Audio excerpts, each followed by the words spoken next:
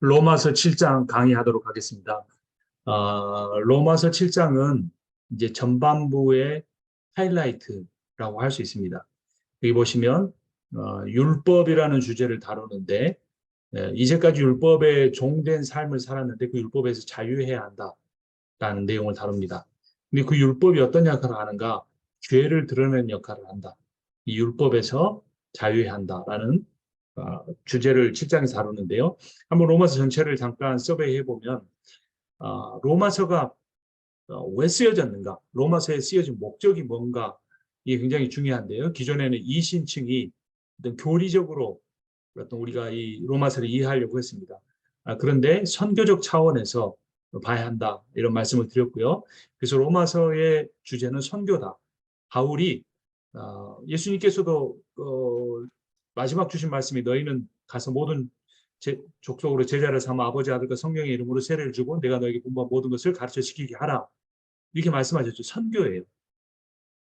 그리고 그 예수께서 승천하신 뒤에 이 사도 바울에게 나타나셔서 부활하신 몸으로 나타나셔서 사도 바울이 다메섹 도상에서 변화되었죠.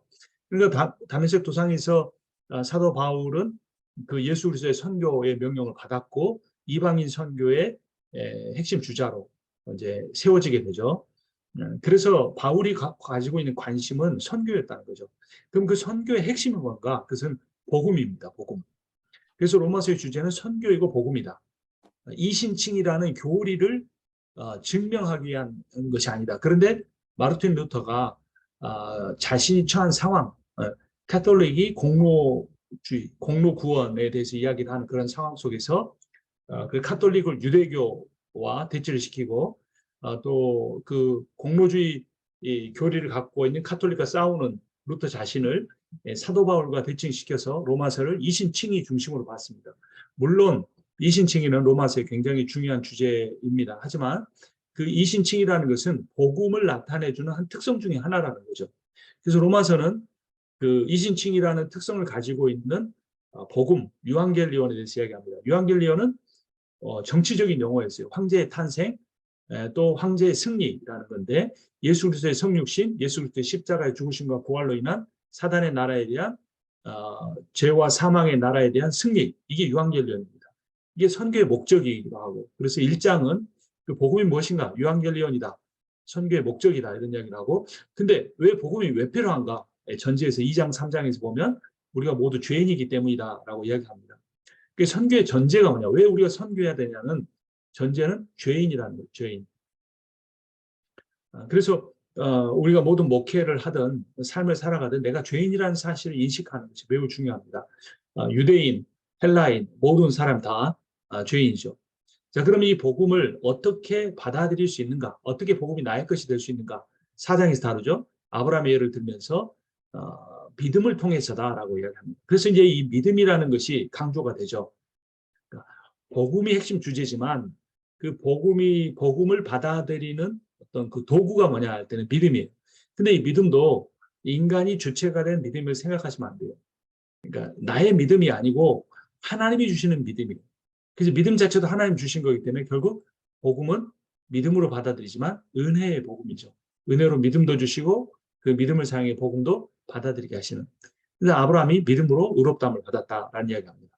자, 그러면 그 복음을 받아들였는데 그 복음이 어떤 결과를 가져오는가? 5장에서 다룹니다. 그래서 이 복음이 가져오는 결과를 이야기하기 위해서 아담의 이야기를 하죠.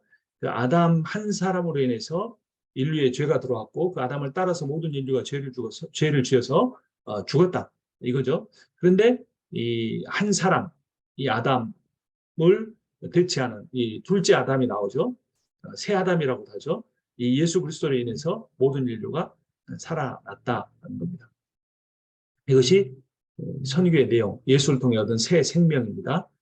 그다음 6장에서 지난주에 다뤘죠. 그러면 이 복음이 죄 문제를 어떻게 해결하는가? 근데 6장에서 말하는 것은 죄에 대해서 죽고 의에 대해서 살게 한다. 얘를 세례로 듭니다. 세례. 물속에 들어가는 것이 옛자가 죽고 물속에서 나오는 것이 새로운 자아를 받는 것. 근데 이 과정이 예수 함께 죽고 예수 함께 사는 것. 그래서 이 복음이 죄 문제를 어떻게 하냐면 해결하냐면 그리스도와의 연합으로 이 죄 문제를 해결합니다. 이게 굉장히 중요한 포인트예요. 내 노력으로 하는 것이 아니라 예수와 연합함으로 인해서 죄 문제를 해결할 수 있습니다. 예수와 연합이라는 것이 6장에서 강조되는데 이제 7장 말미와 8장에 가면 이것이 어떤 용어로 사용이 되냐면 성령으로 말미암아 성령의 인도하심을 따라 성령이 주는 영의 생각을 따라서 한다. 이것이 그리스도와 연합이랑 똑같은 용어인데 다른 관점에서 표현을 한 거죠. 선교의 결과는 예수와 연합하는 것이다. 너희가 내 안에 있고 내 말이 너희 안에 가면 무엇이든 원하는 데 구하라 그리하면 이루리라 하신 그 말씀이 성취되는 거죠. 오늘 로마서 7장을 다룹니다. 로마서 7장이 우리에게 말해주는 것은 이 복음과 율법의 관계입니다. 복음이 왔으면 그럼 율법은 어떻게 되는가? 율법은 우리에게 필요한 것인가? 이런 어떤 주제를 다루고 거기에 대한 답은 뭐냐? 율법을 통해서는 할 수 없다. 하지만 율법이 필요 없는 것은 아니다. 율법이 궁극적인 어떤 우리의 해결책은 아니지만 궁극적인 해결책으로 가는데 사용되는 어떤 하나의 수단이다. 그래서 율법이 필요한 것이다. 이런 이야기를 하죠. 자, 쭉 가서 보면요. 자, 7장을 이제 들어가는 7장 전에 6장과 7장을 한번 대조해 볼 필요가 있습니다. 6장에서는 죄가 다스리는 세상에 대해서 이야기합니다. 근데 7장에서는 율법이 다스리는 세상을 이야기합니다. 죄와 율법이 다른 주제 같지만 사실은 이 율법이 죄를 드러내는 역할을 하기 때문에 이 연관성이 있어요. 그래서 6장과 7장을 연관지어서 봐야 됩니다. 자, 그런데 이 죄가 다스리는 세상, 아담 이야기를 했었죠. 근데 우리가 어떻게 됩니까? 이 죄에 대해서 죽는다라고 했어요. 6장 2절에서. 근데 똑같은 표현이 나옵니다. 7장 4절에서는 우리가 율법에 대해서 죽는다라고 합니다. 7장에는 이 법이라는 단어, 계명이라는 단어, 무려 29회나 사용이 되는데 6장과 7장은 비슷한 의미를 갖는 죄와 율법에 대한 걸 다루고요. 자, 그럼 7장과 8장을 다루는 방법은 또 뭐냐면요. 7장은 이 죄와 사망의 법으로서의 율법에서의 자유를 얻는 것을 이제 7장 이야기한다면 8장은 생명의 성령의 법을 따르는 그런 내용을 다룹니다. 그러니까 7장이 어떤 하나의 출발점이라면 8장은 그 종착역이 된 거죠. 그러니까 7장에서는 죄와 사망의 율법에서 나와가지고 그럼 어디로 갈 것인가? From 율법의 자유. 그래서 어디로 가나? To 성령이 주시는 어떤 그 온전한 삶으로 가게 됩니다. 자, 그럼 7장의 구조를 보면요. 세 부분으로 나눌 수 있는데 1절부터 6절을 보면 어떤 부부관계 이야기를 합니다. 남편이 죽으면 여자가 다른 남자에 가도 죄가 아니라. 그래서 그런데 이때는 남편이 죽어서 부인이 자유로웠는데 이 비유를 가지고 율법과 우리의 인간에 대해서 어떻게 생각되냐면 율법이 죽어서 우리가 자유로웠는 것이 아니라 우리가 죽어서 율법으로부터 자유로웠는 거예요. 비유가 비슷하지만 죽는 대상이 다르죠. 그 부부 관계에서는 상대가 죽는 건데 율법과 우리의 신앙의 관계에서는 우리가 죽는 거예요. 우리가 죽으면 자유로워도 성령에 의해 해방된다. 이 첫 번째 6절까지의 주제고요. 7장 7절부터 13절은 이 죄가 율법을 데리고 옵니다. 그런데 그 죄가 데려온 율법이 나를 죽음으로 인도합니다. 그래서 이 죄가 나를 더 강하게 지배하려고 해요. 오히려 율법이 죄를 억제하고 죄가 율법과 멀리하는 게 아니라 죄와 율법이 쿵짝이 맞아서 나를 더 강하게 지배하고 나를 죽음으로 이끌고 가려고 하는 그런 상황을 이야기합니다. 마지막 7장 14절부터 25절에서는 율법을 통해 악한 죄의 욕망이 나의 선한 새 욕망을 누르고 지배해요. 아까 그 세례 이야기를 했었죠. 6장에서 물속에 예수와 함께 들어가는 건 죽는 것이요. 물속에서 나오는 예수와 함께 사는 이 연합인데 이 세 사람이 있는데 이 세 사람의 선한 욕망을 율법이 오히려 더 눌러버리고 지배한다. 아이러니죠. 율법은 오히려 더 선한 욕망을 이끌어내줘야 될 것 같은데 율법이 오히려 이 선한 욕망을 누르고 죄의 욕망으로 우리를 지배하게 됩니다. 그러니까 여러분 종교가 잘못 역할을 하면요. 교회가 잘못 역할을 하면 죄를 증폭시켜요. 율법적인 교회, 어떤 막 꾸짖는 교회, 막 이렇게 죄를 지적하는 교회가 되면 오히려 그 죄의 욕망이 더 살아나게 됩니다. 그걸 우리가 7장에서 좀 주의해서 봐야 될 것 같습니다. 그럼 본문을 보면요. 아까 말씀드렸던 뭐 사람이 살아있는 동안 그 사람을 지배한다. 결혼한 여자는 다른 남자한테 가면 안 되는데 남편 죽으면 괜찮다. 뭐 그런 이야기 되죠. 다 가늠한 여자 되지 않는다. 이런 이야기 합니다. 이 개혁성으로 보면 법이라는 단어가 하나, 둘, 셋, 넷, 5번이나 사용되죠. 여기 보면 이 법이 그 사람이 살 동안에 주관한다. 주관한다라는 말인데 이 주관한다는 말은 주인의 역할을 말합니다. 그래서 율법이 우리의 주인이 되면 우리가 종이 되는 거죠. 율법이 지배자가 돼요. 근데 율법은 이 사람이 살아있는 동안에만 지배를 해요. 살아있는 동안. 그러니까 율법의 지배를 받지 않으려면 어떻게 하면 되겠습니까? 죽어버리면 돼요. 죽으면. 그래서 죽으면 율법에 대해 자유로워진다. 이게 2절의 이야기예요. 그럼 그 율법이 여기서 말하는 건 뭐냐면 율법 전체라기보다는 당시 유대인들은 음식법과 할례법과 절기법을 지켰죠. 이런 법들로부터 자유를 얻게 되는데 그 방법이 뭐냐? 죽어야 한다라는 거죠. 그걸 이제 남편과 아내의 관계를 통해서 비유를 들었고요. 4절부터 보면 여러분도 그리스도의 몸으로 말미암아 율법에 대해서는 죽임을 당했습니다. 곧 죽은 사람들 가운데서 살아나신 그분에게 속하게 되었습니다. 그러니까 이제 율법으로부터 자유를 얻는 방법은 죽음이다. 그런데 이 죽음이라는 것이 어떤 의미일까? 이걸 우리가 생각해 봐야겠죠. 그래서 1절부터 3절에서 나오는 비유에서는 실제적인 죽음을 의미하죠. 그러니까 육체적으로 죽는 거예요, 진짜. 그런데 4절에서 말하는 이 죽음이라는 것은 상징적인 죽음입니다. 그러니까 어떤 자아의 욕망을 내려놓는 거, 인간적인 자아가 죽어지는 거, 자기 부인, 자아 부인 이런 의미이죠. 그래서 이 죽음이라는 말은 관계의 단절을 의미합니다. 내가 율법에 대해 죽는다는 건 무슨 의미냐면 율법과의 관계가 끊어진다 이거죠. 율법과의 관계가 끊어진다. 아까 살펴봤던 대로 6장에서는 죄에 대해서 죽었다. 그러면 죄 가운데 살 수 없다 이 말이에요. 관계가 끊어졌다 이 말이에요. 그런데 7장 4절에서는 율법에 대해 죽었다. 이 말은 뭐예요? 율법과의 관계가 끊어진다. 율법이 나를 더 이상 지배하지 못하게 한다. 이런 의미입니다. 율법의 얽매인 삶부터 벗어난다. 이런 거죠. 이 율법으로부터 벗어난다는 것이 결국 어떻게 가능한가는 이제 7장 마지막 부분과 8장으로 연결이 되는데 어쨌든 율법으로부터 자유하기 위해서는 율법에 대해서 죽는 것, 율법과의 관계가 끊어져야 한다는 것. 사실 우리가 어떤 그 종교교회의 유산으로서 개신교에 살아가면서도 율법에 얽매여 있는 게 참 많죠. 여러분 어떻습니까? 주일 성수 해야죠. 하지만 이게 율법이 되면 우리를 죽이는 겁니다. 11조 할 수 있습니다. 어떤 헌금의 하나의 대안으로서 제시할 수 있어요. 그러나 이것이 율법이 되면 우리를 죽게 만드는 거예요.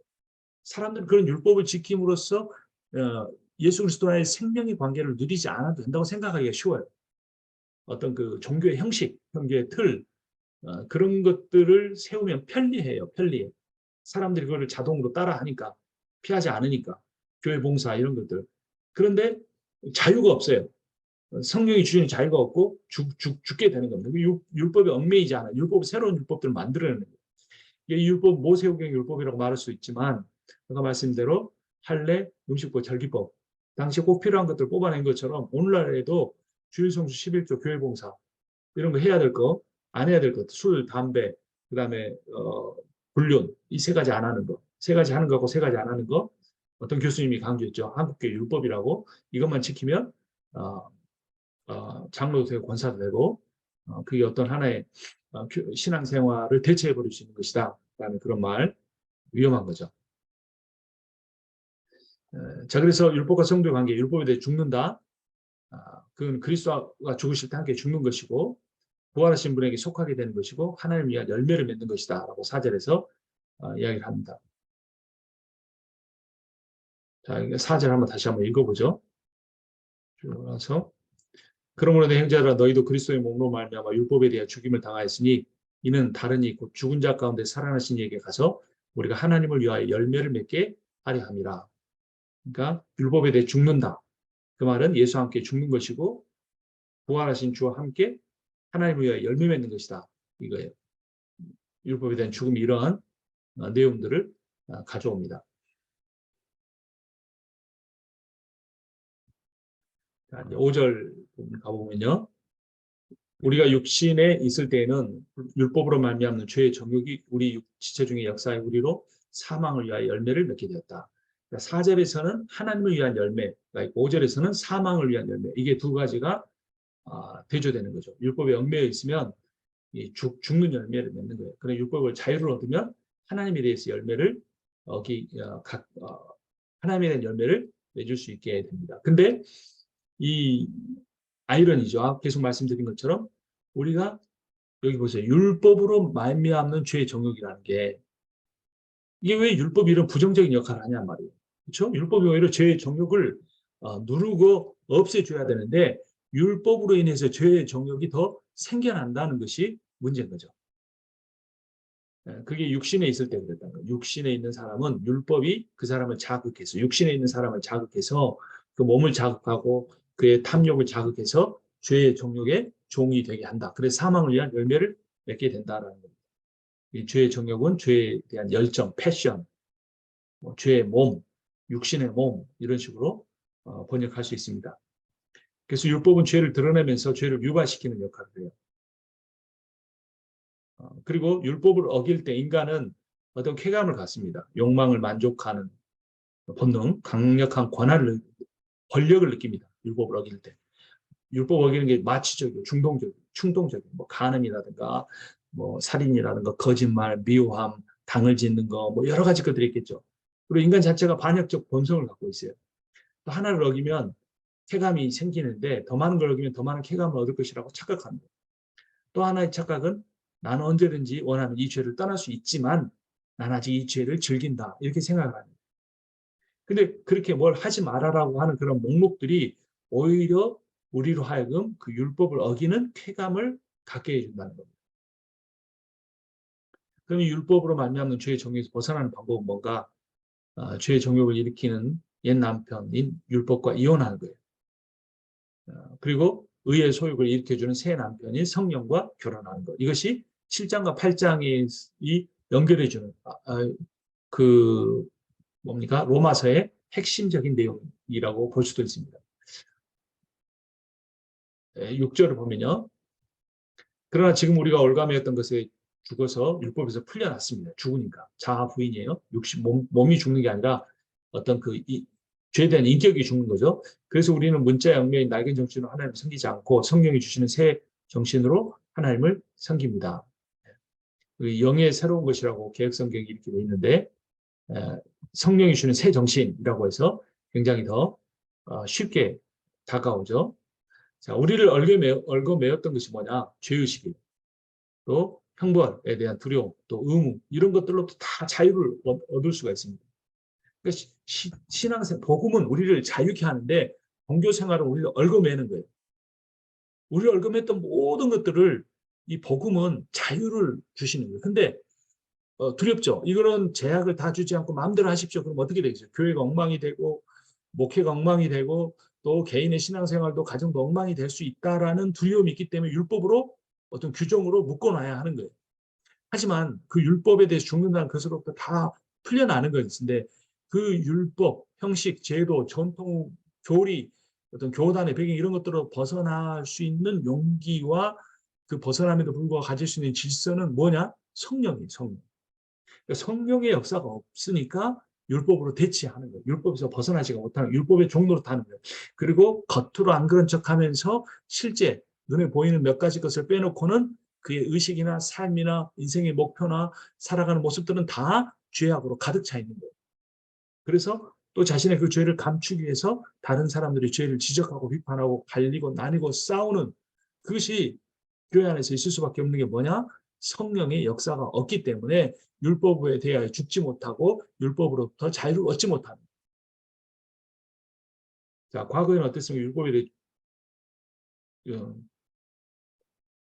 과거는 율법의 낡은 정신으로 섬겼어요. 근데 현재는 어떻습니까? 성령의 새 정신을 섬긴다.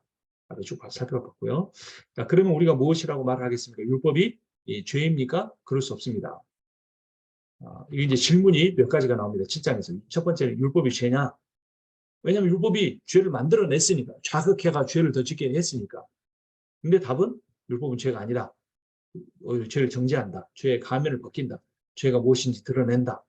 그러니까 이 감춰놓은 거, 숨겨놓은 죄를 드러내니까 율법이 더 죄를 짓게 하는 것처럼 보입니다. 실제로 그것이 어떤 사람의 인격을 자극해서 죄를 짓게 하기도 하지만 본질적으로는 그 잘못된 사용의 율법의 사용되고 본질적인 죄의 역할은 죄를 죄로 드러내고 숨겨진 죄를 드러나게 하는 거예요. 율법이 없을 때도 죄가 있었지만 있으니까 더 죄가 율법이 있으니까 더 명확하게 드러나는 거죠. 근데 율법은 사람을 죄에서 멀어지게 하지는 못해요. 더 매이게 합니다. 얽매이게 해요. 자, 그럼 다시 한번 정리를 해보면 여기 율법의 역할 첫 번째는 죄를 깨닫는다. 3장 20절 율법으로는 죄를 인식할 뿐이다. 했죠? 그 다음에 5장 13절 율법이 없을 때는 죄가 죄로 여기지 않았다. 율법이 더 죄를 깨닫게 해주는 거죠. 두 번째 율법은 죄인을 만들어냅니다. 왜냐하면 4장 15절 율법은 진노를 불러옵니다. 라고 하죠. 그러니까 율법이 없으면 누가 죄인인지 아닌지 알 수가 없어요. 율법이 죄인을 만들어내요. 그리고 율법은 아담만 아니라 모든 사람을 죄인으로 만듭니다. 5장 20절. 그래서 여기 보면 율법은 범죄를 증가시키려고 끼어 들어온 것입니다. 없는 범죄를 만들어 놓는다고 볼 수도 있지만 있는 범죄를 더 보이게 만드는 거죠. 밤에 어떤 캄캄한 방에 들어갔을 때 뭐 벌레가 있는지 안 보이는데 서치라이트를 딱 켜면 막 벌레들이 기어가는 게 보이는 그 서치라이트하고 같은 역할을 하는 것이 율법이라는 거죠. 그 율법은 온갖 탐욕을 일으킵니다. 죄는 이 계명을 통하여 틈을 타서 내 속에 온갖 탐욕을 일으켰습니다. 율법이 없으면 죄는 죽은 것입니다. 하지 마라 하지 마라 하니까 더 하게 되는. 그래서 결국 율법은 어떻게 합니까? 사람을 속이고 죽음으로 인도하는 것이 율법이다. 그러니까 우리가 어떻게 해야 된다? 율법에서 벗어나야 한다. 근데 율법에 매여 있으면 어떻게 됩니까? 여호와 증인처럼 행위 구원론자가 되기 쉬워요.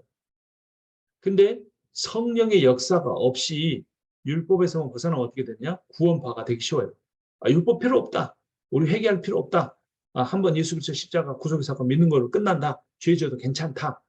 이런 구원파가 되기 쉬운 거예요. 그럼 우리는 여호와의 증인과 구원파의 사이에 머무르기 위해서는 어떻게 해야 되는가? 이걸 우리가 7장에서 고민을 해야죠.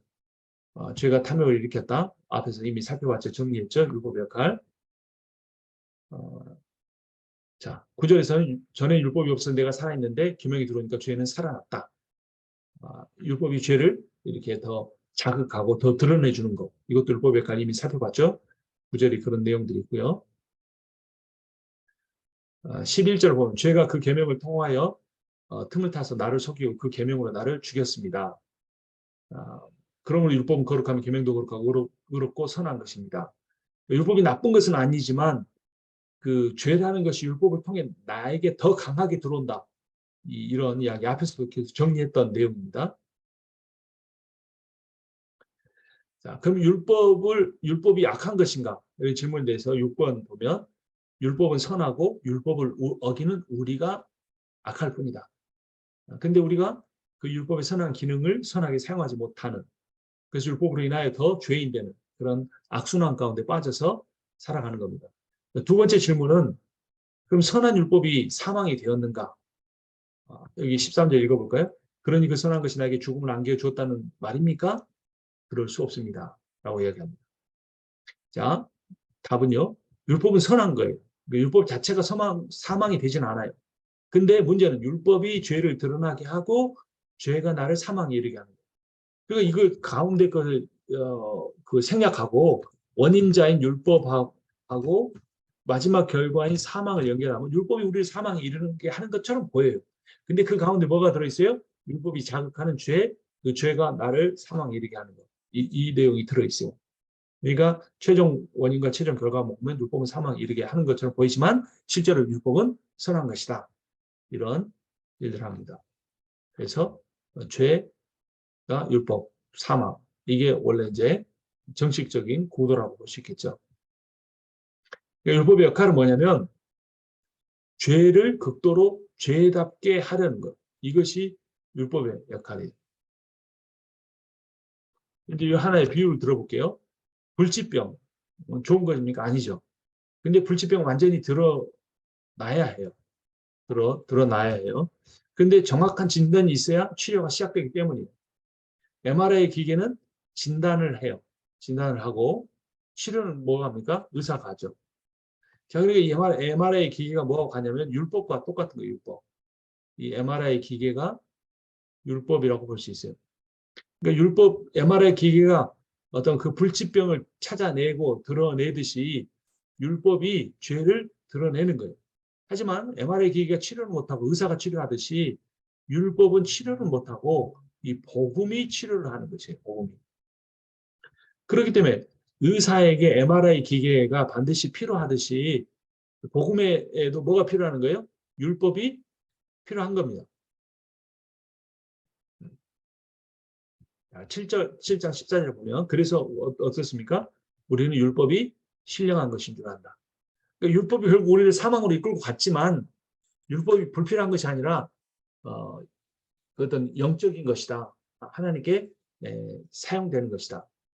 근데 율법이 이렇게 신령한 것이 영적인 건데 그러나 나는 육정의 메인 존재다. 죄 아래 팔린 몸이다. 이 말이에요. 그러니까 MRI 기계는 좋은 거다. 굉장히 비싼 거다. 꼭 필요한 거다. 근데 내가 뭐냐면 내가 불치병에 걸려 있는 내가 문제다. 불치병에 걸려 있는 것처럼 우리의 인간의 실존은 죄 아래 팔린 거예요. 그런데 MRI 기계가 없으면 그 질병이 질병인 줄 모르고 진단할 수 없는 거죠. 마찬가지 율법이 없으면 죄가 아닌 거고 죄를 드러낼 수가 없어요. 그래서 반드시 예, MRI가 필요하듯이 율법이 우리에게 필요한 거죠. 어, 위에 설명한 거 여기 다 자세히 다 보면 나와 있습니다. 7장 16절 보면 내가 그런 일을 하면서도 그것을 해서는 안 되겠다고 생각하는 것, 율법이 선하다는 사실에 동의하는 것입니다. 내가 뭔가 잘못을 하고 있는데 이게 죄인 줄 몰랐어요. 근데 율법을 알고 보니까 죄예요. 그래서 내가 이 율법을 알고 나니까 이런 일을 하면 안 되겠다라고 깨닫게 되는 것, 그것이 율법의 선한 기능이다라는 겁니다. 그러니까 MRI로 내가 그 나를 찍고 불치병에 걸렸는데 불치병이 낫지 않고 계속 악화되죠. 가만히 놔두면. 그 사실을 보니까 MRI 기기가 정확한 진단을 했구나 이렇게 알 수가 있는 거예요. 우리가 율법을 보고 읽는데 그 율법을 보고 읽으니까 죄가 더 드러나고 죄가 더 많아지는데 그렇게 했다고 해서 율법이 나쁜 것이 아니고 나의 그 죄악을 드러내기 때문에 율법이라는 것이 더 좋은 것이구나 이것을 알게 된다는 거예요. 그러니까 남녀 관계에서는 남편이 죽어서 내가 자유롭지만 율법과 나의 관계에서는 선한 율법이 죽을 필요가 없고 악한 내가 죽어야 돼요. 그럼 내가 더 이상 율법에 얽매이지 않는 삶을 살게 된다는 거예요. 자, 이제 여기 17절부터 바울이 어떤 어, 실존적 어떤 그 고백을 합니다. 고백이라고 해야 될까? 아니면 그 한탄이라고 해야 될까요? 17절. 그렇다면 그와 같은 일을 하고 있는 것은 내가 아니라 내 속에 자리 잡고 있는 죄입니다. 자, 그러니까 내가 아니라 죄다. 그럼 마치 나는 잘못이 없는 것처럼 말하게 느껴지는 거잖아요. 하지만 이 죄라는 것은 어떤 하나의 인간의 연약함, 그 인간의 연약함이라고 본다면 이 죄는 나와 다른 타자가 아니라 나 자신이라고 봐야 돼요.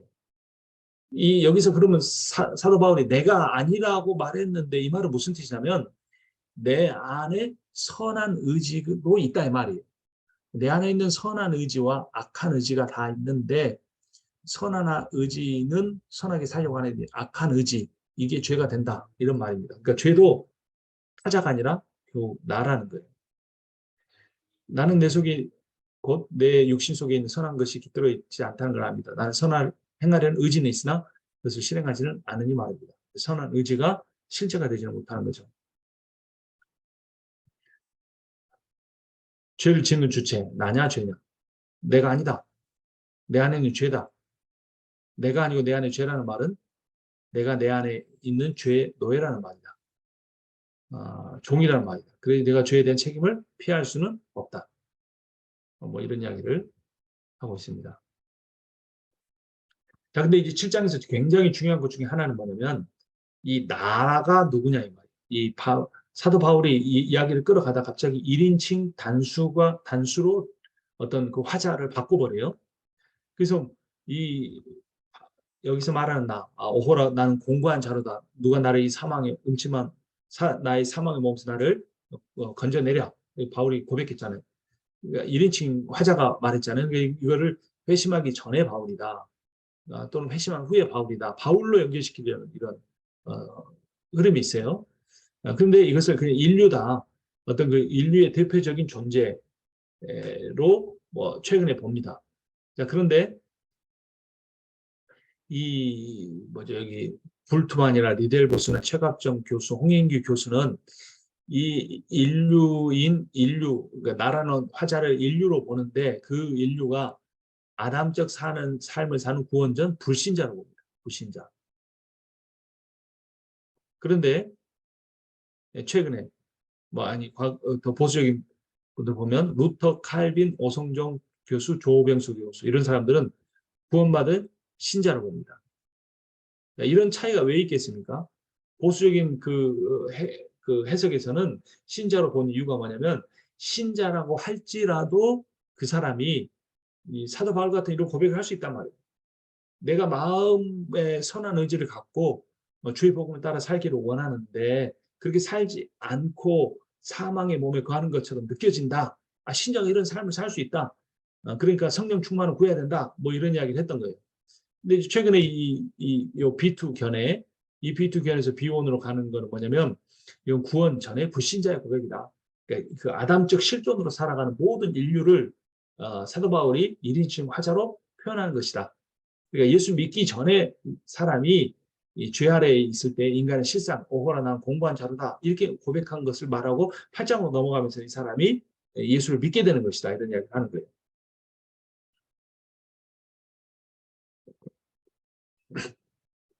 자, 그 거기에 대해서 저는 어떻게 보냐면 이 사람은 불신자도 아니고 신자도 아니에요. 둘 중에 하나로 보면 안 된다라고 생각을 합니다. 왜냐하면 어, 불신자라고 본다면 그 선한 것을 살지 못하는 존재로서의 불신자는 이해가 되지만 이 불신자들이 이렇게 고민합니까? 뭐 자기 안에 선한 의지가 있는데 선한 대로 못 살고 악한 의지대로만 산다. 내가 이렇게 절망스럽고 누가 나를 구원해 줄까? 이런 사람이 얼마나 되겠어요? 어, 그, 그리고 사도 바울이 갑자기 그런 어떤 그 불신자를 대표하는 이야기로 가기가 어려운 거죠. 대한 신자로 보기도 어렵습니다. 신자로 보기도 어려운 게 신자의 삶 이렇게 신자로 봐버리면 신자의 삶이 결국 그 성화의 삶을 살지 못하는 것을 합리화시켜 주는 거예요. 늘 공고한 삶, 사망의 그 죽은 자와 같은 삶, 하나님 기쁘시게 하지 못하는 삶, 율법의 얽매인 그런 삶으로 다 그 치환해 버리기가 쉬워요. 자, 그래서 저는 어떻게 보냐면 이 사람은 크리스찬이에요. 그 노미널 크리스찬, 명목상의 그리스도인이에요. 자기가 구원받은 줄 알고 교회를 다녔는데 그의 삶을 보면 전혀 구원받지 못한 자의 삶이라는 거예요. 그러니까 교회 안에 들어와 있지만 거듭나지 못한, 성령의 체험을 하지 못한 사람. 그런데 율법적으로 사는 종교인. 그래야 율법에 대한 고민도 7장이 굉장히 많이 나왔는데 이렇게 그 봐야만 해결이 됩니다. 자, 그래서 7장까지 그 변하지 못하고 죄 아래 사는 이유는 이 사람이 율법 중심의 종교 생활을 했기 때문이에요. 교회는 나간 거예요. 그리스도인의 공동체에 들어왔어요. 그러나 성령을 경험하지 못한 사람이었어요. 8장부터 이 변화되어서 열매 맺고 순종하는 삶을 살아가는 것은 성령이 인도따른 신앙생활을 했기 때문이에요. 그래서 7장에서 8장으로 터닝 포인트는 그 사람의 거듭남이고 그렇다 해서 그 7장의 사람이 성령 체험을 못했다 그래서 예수와 복음을 하나님 믿는 걸 몰랐느냐 그렇지 않다는 거예요. 알고 있는 사람이라는 거예요.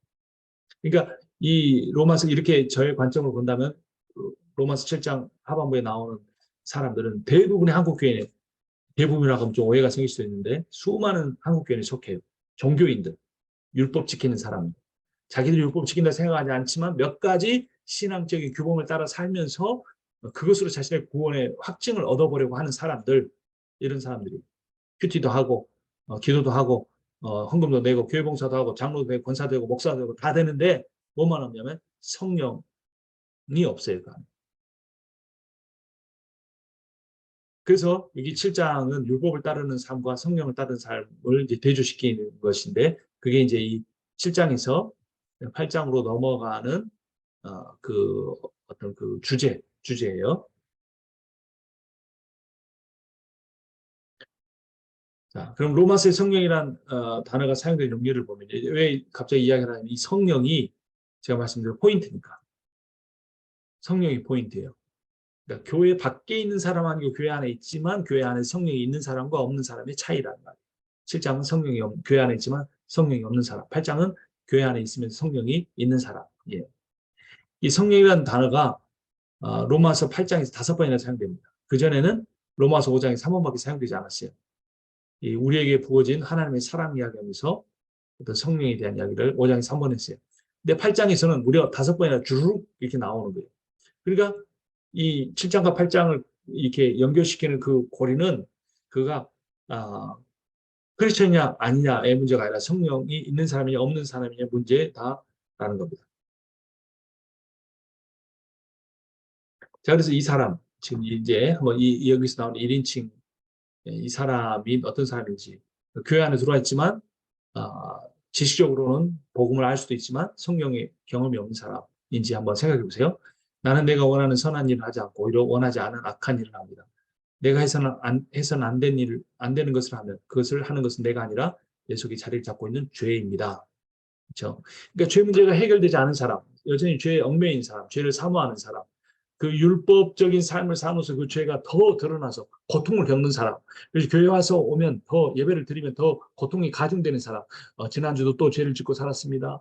뭐 알고 지은 죄 모르고 지은 죄 용서해 주시옵소서 하고 막 이렇게 교회 오는 것이 하나님과의 온전한 그 순전한 인격적 교제로 나아가지 못하는 복음의 그 온전한 능력을 경험하지 못한 삶.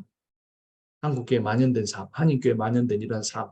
그래서 또 어떤 그 인간적으로 좋을 때는 잘 지내지만 그렇지 못할 때는 돈 문제로 싸우고 권력의 문제로 싸우고 장로 임직으로 싸우고 이런 그 연약한 모습을 보여주는 겁니다. 그래서 사도 바울이 이제 강조하고 이런 정황을 어디서 보는 겁니까? 지금 로마 교회가 어떤 상황이 있었죠? 유대인과 크리스찬들이 싸우니까 클라우디오 황제가 다 쫓아내버렸죠. 그러니까 유대인 출신 크리스찬들은 다 쫓겨났는데 이방인 출신 크리스찬들은 남아서 로마 교회를 지켰어요. 근데 나중에 클라우디오가 죽고 유대인 크리스찬들, 일반 유대인들과 함께 돌아오니까 교회 안에도 들어왔죠. 그래서 이 교회 안에 갈등이 있는 거예요. 근데 이 갈등을 일으킨 사람도 어떤 사람들이냐? 성령을 모르는 사람. 그래서 사도 바울이 이 지금 로마 교회 가기 전에 선교적 차원에서 그 뭐죠? 스페인까지 그 선교의 길을 가려고 할 때 나를 좀 도와달라고 이야기하면서 늘 강조하는 것이 뭐냐면 이 그 선교를 가능하게 하는 게 뭡니까? 성령이에요, 성령. 그래서 누가복음과 사도행전이 성령 복음서, 성령 행전이라고 말하잖아요. 성령에게 맡겨진 이후로 초대교회와 제자 공동체가 다 선교하는 일에 전념을 했으니까. 그래서 그 로마 교회가 인간이 지배하는 교회인 로마 교회가 성령이 지배하는 교회로 바뀌어져야 한다는 사실을 강조하고 있는 겁니다. 그래서 로마서의 주제는 선교이고 복음인 거예요. 이신칭의가 아니라는 겁니다. 이신칭의도 중요하지만 그것이 핵심이 아니에요. 자, 요 19절, 20절을 풀었으면 불치병에 걸린 사람 자신이 원하는 대로 움직이는 건강한 사람 살 수 없어요. 내가 원하지 않는 열, 진통, 병의 증상을 겪을 수밖에 없어요. 내 속에 자리 잡고 있는 병이 이런 일을 만드는 거예요. 내가 아픈 것은 내가 아니라 내 안에 있는 병이다. 이런 말이에요. 그러나 그 병을 키우는 건 나예요. 감기약은 감기 증상을 없애줄 뿐이에요. 종교적, 도덕적 노력은 죄의 증상을 잠깐 못 느끼게 해줄 뿐이에요. 감기에 걸리지 않으려면 자가 면역력을 높여줘야 하듯이 죄에서 떠나려면 성령이 충만해야 돼요. 죄이든 병이든 이상과 현실사의 차이는 큰 고통을 줘요. 그래서 사도 바울이 1인칭 화자로 말하면서 오가 나는 공고한 자로다. 누가 나를 이 사망에서 건져내 주랴. 이상과 현실 차이에서 큰 고민, 고통을 겪고 있어요. 그 해결책을 스스로 줍니다. 곧바로 넘어가면서 성령에 대한 예로 바뀌어지니까. 21절 보면 선 행하려고 하는데 그런 나에게 악이 붙어 있다. 나는 불치병 걸렸기 때문에 그건 당연한 거예요. 그러니까 여러분 너무 괴로워하지 마세요. 내가 죄를 반복해서 짓는 거 돈 때문에 무너지고 경력 때문에 무너지고 자아실현 욕망 권력 때문에 무너지는 거 이상하게 생각하지 말아요. 내가 20년 신앙생활 했는데 내가 목사가 됐는데 장로가 됐는데 왜 그럴까? 당연히 우리는 불치병 걸려있기 때문에 그럴 수밖에 없어요. 성경 읽는데도 왜 변화가 되지 않을까? 성경은 MRI예요. 성경은 엑스레이 우리를 다 이게 다 비춰주는 것뿐이에요. 우리가 얼마나 죄인인가를 깨닫게 해주는 거지 성경 읽는다고 묵상한다고 우리가 바뀌어지지가 않아요. 기도한다고 바뀌어지는 거 아니에요. 그런 것들은 우리가 특히 말씀 읽는 거는 우리가 얼마나 죄인인가를 드러내주는 거예요. 그리고 우리가 교만하지 겸손해질 수는 있겠죠. 근데 그러한 내가 죄인이고 불치병에 걸린 사람이 존재라는 사실을 깨닫게 해주는 것이 MRI로서 율법인데 그것을 해결하는 것은 율법이 아니란 말이에요. 그것은 성경이 아니란 말이야. 한국에 그렇게 말씀을 강조하고 그렇게 설교를 강조해도 변화되지 않는 이유를 여기서 찾을 수가 있는 거예요. 그건 MRI라고. MRI. 드러내는 것뿐이에요. 말씀 안에 능력이 있다고는 하지만 그 말씀에 진정한 능력이 있기 위해서는 진리의 영이신 성령의 역사가 있어야만 가능하다는 거예요. 근데 성령의 역사가 없어요.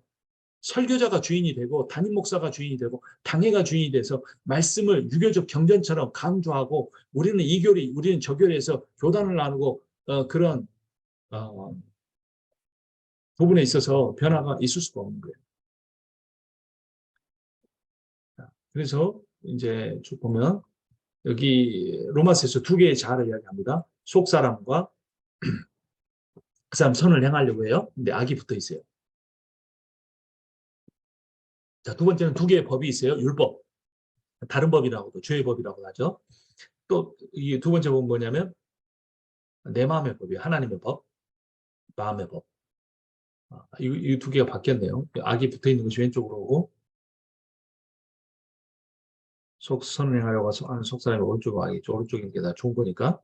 자, 두 개의 부르짖음이 있어요. 사도바울이 오호라 나는 공고한 자로다. 7장 만리에서 말하고 이어서 주 예수 그리스도께 감사하리로다 하면서 성령의 법을 소개하죠.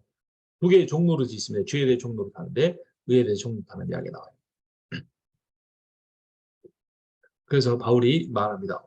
나는 비참한 사람입니다. 개혁성경은 오호라 나는 공고한 사람이로다. 이 사망을 오셔서 누가 나를 건져내랴. 자, 나는 누군가요? 여기 7장에서 여러 가지로 표현합니다. 죄 아래 팔린 사람, 해서는 안 된다고 생각하는 일만 하는 사람, 자기 안에 죄로 사로잡힌 사람, 자기 안에 선한 의지를 실행하지 않는 사람, 악이 붙어있는 사람, 자기 지체에 있는 죄의 법에, 자기 몸에 법에 욕망에 포로된 사람. 그래서 결국 결론 뭐냐? 비참한 사람. 이 실존이 우리 불치병 의 모습이라면 그런 말씀을 들으면 어떻게 돼요?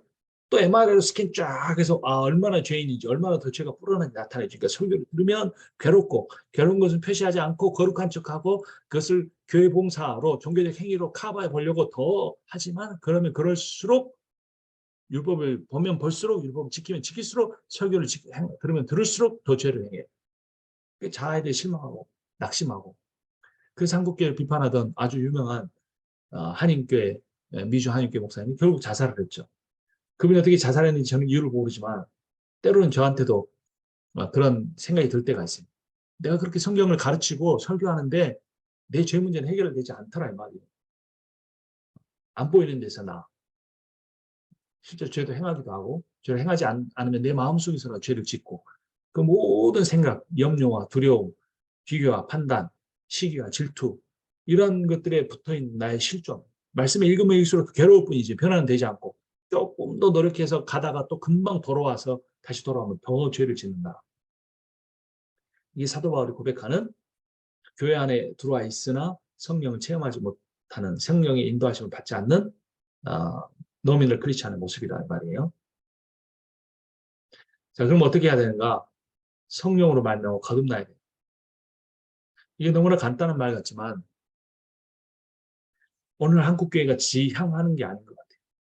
한국교회는 숫자, 예배당, 좋은 프로그램, 감동적 설교, 담임 목사 중심, 당회 중심,